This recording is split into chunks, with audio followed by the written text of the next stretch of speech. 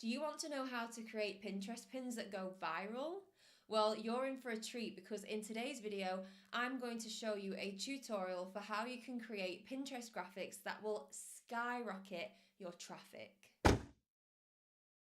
And speaking of skyrocketing your traffic, if you want to know more about that, then make sure you subscribe to this channel and hit that little bell beside the subscribe button so you can be notified each week when I post a new video. If you want to start getting more traffic to your blog and maybe you feel like your current Pinterest pins aren't performing as well as they could for you, well, by the end of this video, you're going to know exactly how to create Pinterest pins that have the potential to go viral. My Pinterest strategy has allowed me to get over 2 million monthly unique viewers on Pinterest and get over 100,000 page views to my blog every single month.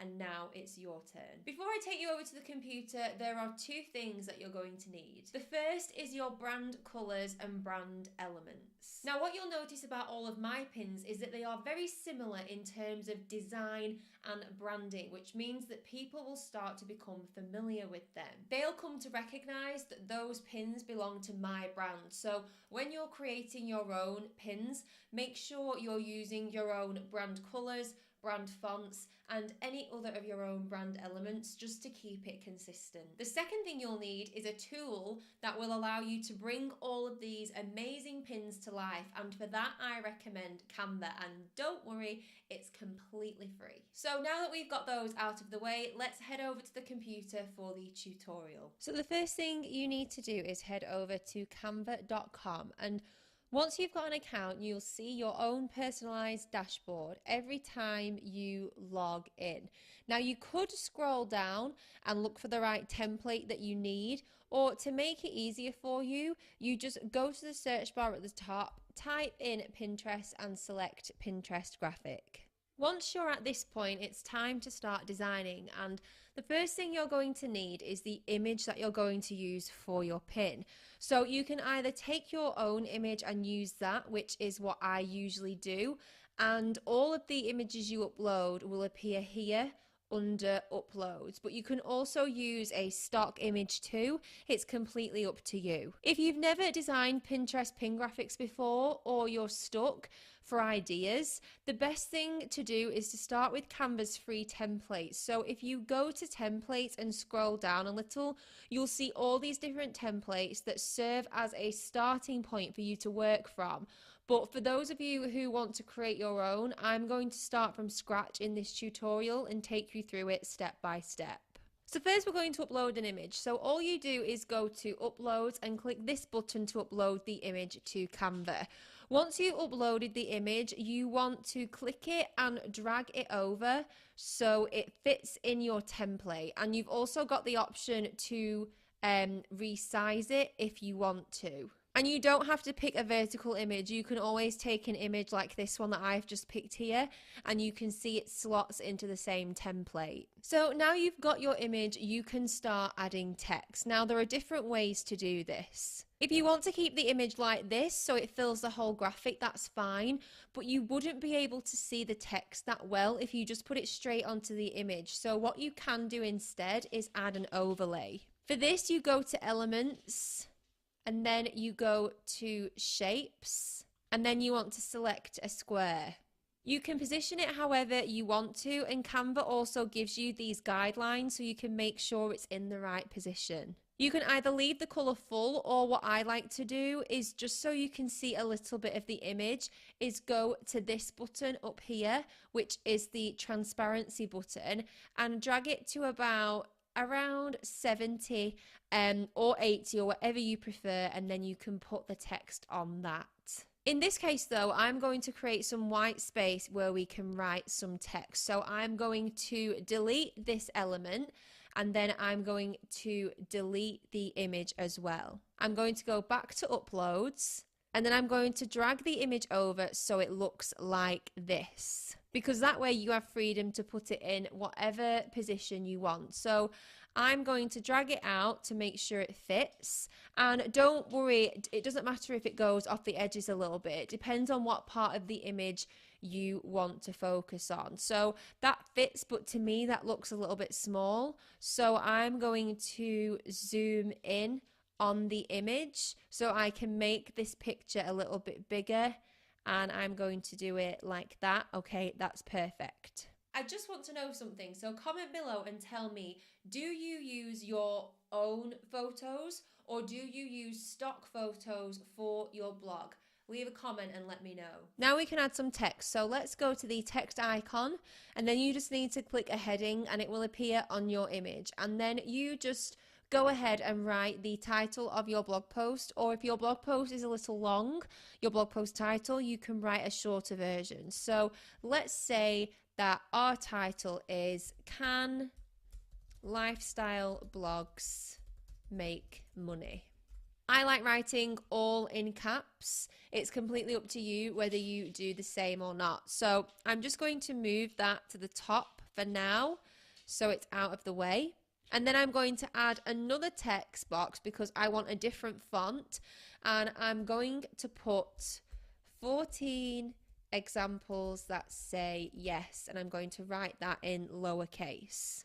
So now you have your text, you can position it and make it the right size first of all. So I've got a bit of blank space on this image here, and I want the secondary text to go there. So I'm going to make it a little bit bigger.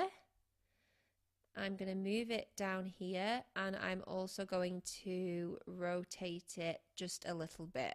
Then for the headline, I'm actually going to do something a little bit different. I'm going to create 4 different text boxes like this. So I am just basically going to put lifestyle in here for now, and then I'm basically just going to copy and paste them. So I have 4 different text boxes. So then I'm going to change the text in here. So we'll have that there, and then we'll have that there, and then that can say money ? So now I have all the elements. I just want to make sure that they are aligned properly. So I'm going to spread them out first, and then I am going to change the size and the font. So I'm going to start from the bottom first, and I want them all to be the same font. So let's just pick a font, and I think I saw one before, and we'll use this one. So I'm just going to change all of these now so that they stay that they are the same font and they are matching. So I'm going to make the word money quite big because I feel like that's quite a focal point of the article. I think it can be a little bit bigger than that as well. So let's leave it at that for now. And then for this one, I want it to be around the same length as the phrase below. So let's increase that a little bit too. That might be okay. That looks okay. And then these 2 are singular words, so they can be the same size as the word money. So let's see how that looks in a minute. So I'm just going to rearrange them a little bit just so there's enough space. And if you're not getting there with like moving them like this, you can always click on it and then move it up and down with your the up and down arrows on your keyboard as well. So remember, if you have specific fonts for your brand, to use those so that people recognize that it's your brand. And if you want to adjust the spacing or the line height of each word or phrase, you can do that as well. So now I'm going to change the font of the secondary headline, and for this I really want it to be more of a script. So we'll go with that one, and I'm going to make it just a little bit bigger. So that looks good, but the font here is still just a little bit boring. So what I'm going to do now is change the colors. So it's like with the fonts. If you have specific colors that you use for your brand, you want to use those. So you basically highlight your text, and then there are some different options that you can do here. You can populate Canva with your brand colors, which is what my brand designer has done here. You can choose from the default colors, or you can hit the plus button and you'll see that a color picker will come up. So if you know the hex code, you can just put this in here, or you can just move the toggle around to pick the color you want. So for this, I'm going to put the words can and money in the same color. And then I'm going to pick other colors for the 2 other phrases. So I want more of a coral for that one, and then I think for this one I'm going to have a yellow. There, that looks a bit more colourful and a bit more branded now. A couple of other things you can do just to jazz this up a little. It might look nice to add a border up here. So I'm just going to move the text down ever so slightly. I'm going to move that down to there. And then I'm going to move these down. And sometimes you might find you have to click off Canva here just to get a grip on the text that you want to select. So I'm going to move that one down as well.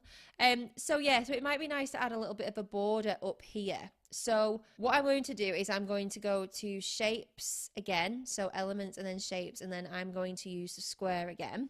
And I'm going to align it at the very top here and just shorten it as much as I can so it's a border. So you can see we've still got a little bit of a problem with the font. So you basically just want to move this around as much as you can, just to see if you can do anything to just make that border fit.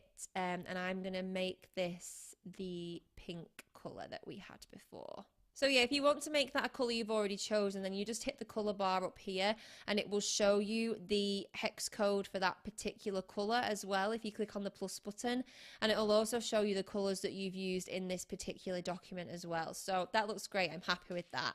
And the last thing you want is to add your website URL. So you want to add some more text, the smallest one, and then you want to drag it to the very bottom of the Pinterest graphic and put your website address in there. So you want this to be quite small, and also remember to change the font of that as well and make sure that it is centralized. Once your pin is designed, you want to change the file name up here, which you can change the title of your blog post. So can lifestyle blogs make money?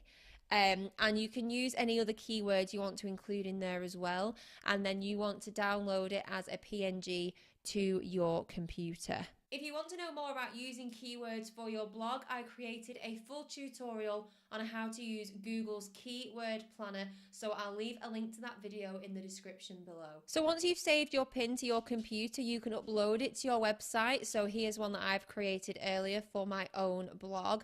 And once your blog post is live, you and other people can start pinning it to Pinterest. Now, if you want to pin a blog post that already exists, you can add a URL to Pinterest and then upload the graphic that way. So you would copy the URL of the blog post, you would click the plus button and click on create pin, and then you would upload the graphic that we have just created. You then paste the URL that you want the pin to link to, and it will prompt you to add a description. You'll want to make sure that the description is keyword rich, and then you can also choose the board that you want it to be pinned to. That's if you want to do it manually.